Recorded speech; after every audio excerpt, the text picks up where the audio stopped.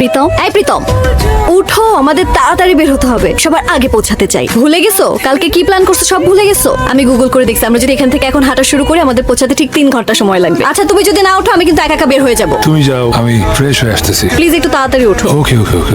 এই ওদিকে কই যাচ্ছ? এদিকে আসো। অ্যাপ এদিকে দেখাচ্ছে 20 মিনিট রাস্তা, আসো। তুমি আমার সাথে আসো। চেনা জানে না বাট পিছে পিছে আমার।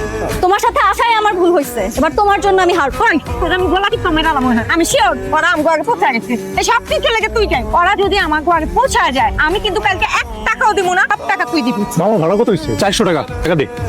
কি তুই টাকা দাস না কেন? টাকা বাইর কর। পলা পলা পলা তাড়াতাড়ি। থেমে গেলা কেন? তো বললা এদিকে আসো, এদিকে। ওয়াও, জীবনে সবসময় জিততে হবে, সবসময় জিততে থাকলে তো জেতার আনন্দ হারিয়ে ফেলে। মাঝে মাঝে একটু হারতে হয়। একবার হেরে যখন নতুন করে আবার জিতবে তখন দেখবা যে জেতার আনন্দ দ্বিগুণ। একটু পর হারার পর কি হবে সেটা মনে আছে তো? আরে আমরা জীবনে শুধু আফসোস করি, অতীত নিয়ে আফসোস করি, ভবিষ্যৎ নিয়ে টেনশন করি, অথচ বর্তমান এইটা যে কত গুরুত্বপূর্ণ এটা মনেই থাকে, অথচ কালকে বাঁচবো কিনা এটা কোনো ব্যাপার না। বর্তমানে বাঁচতে শিখি। আমি আমার লাইফে একটা সেকেন্ড মিস করতে চাই না। আয়রা, আমি তোমাকে বলছিলাম না আমরাই ফার্স্ট হবো। এই দেখো। তুমি দেখো আরে ব্লাইট তুই ফার্স্ট এসেছিস যা। তোর কি হইছে বাবা? লাস্ট তো হই নাই।